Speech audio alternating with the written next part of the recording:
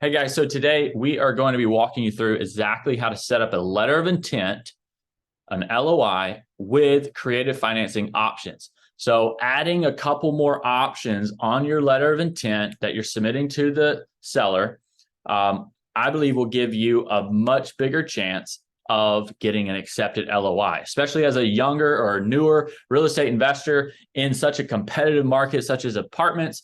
When you're looking on market, you need to be submitting as many LOIs as possible, and you need to try to optimize your letter of intent to increase your likelihood of getting it accepted.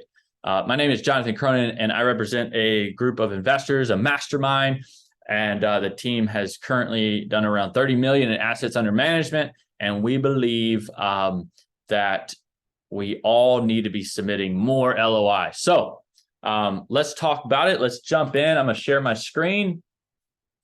First off, an LOI is a non-binding, non-legally binding document.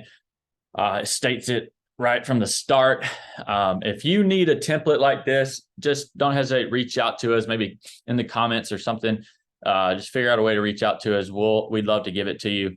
I believe we give it away in our free training, but either way, the goal here is figure out your maximum allowable offer.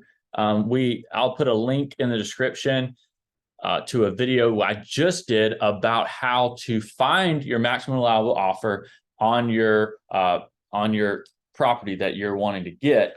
It basically just involves a math equation of figuring out how much is it going to take to renovate the property and get it stabilized. And then from the stabilized value, you want to be all in, which is renovation, closing costs, everything. You want to be all in at 70 to 80% of the stabilized value, which is the future value.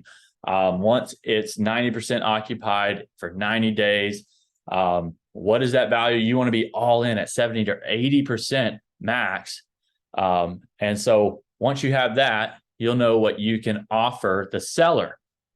But that's just one of the offers. Full asking price is something that you can also get to. And so right here, let's just jump into it. Offer number one, you see. So we can offer the full retail, full asking price, but here's our terms, okay? The seller needs to carry back 25% of the purchase price as an equity investor in the property. Now, you can do it any kind of way you want to do it. Seller doesn't have to be an equity investor, but that may be the most advantageous and greatest selling point for the seller because, there's many reasons for it. One is just the bank may not want two liens on the property if the seller has financing already and they're not going to pay it off with the purchase.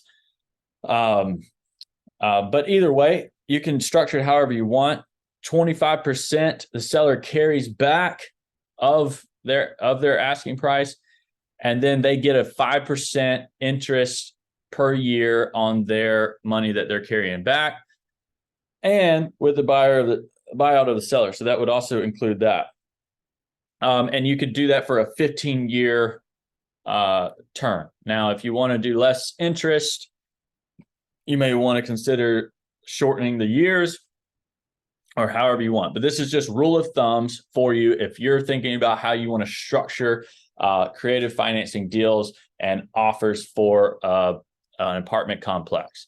Okay, offer number two would just be a little bit less. Seller would carry back 15% of the purchase price as an equity investor in the property. Seller would, so it's 5%. So same thing, but again, if the seller's carrying back 15%, then what you want to do is say, okay, I need to be all in for,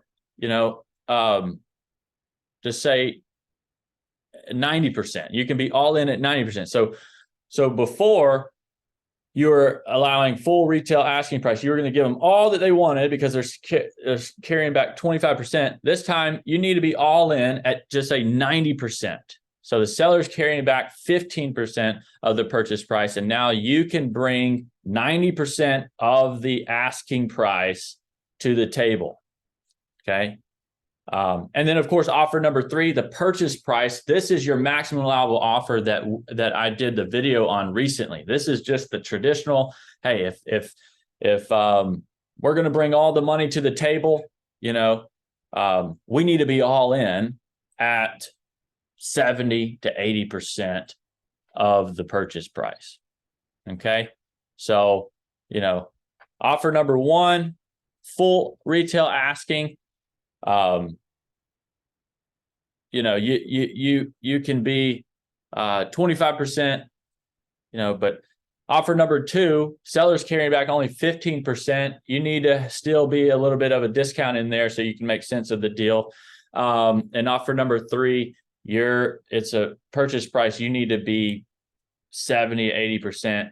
I've seen some people go as low as 60% when they're figuring out how much they want to offer. So that's the basic premise of adding different options to a letter of intent. If you would like this template, just reach out to us. If you need further explanation, we'd love to jump on a call with you and chat more about it.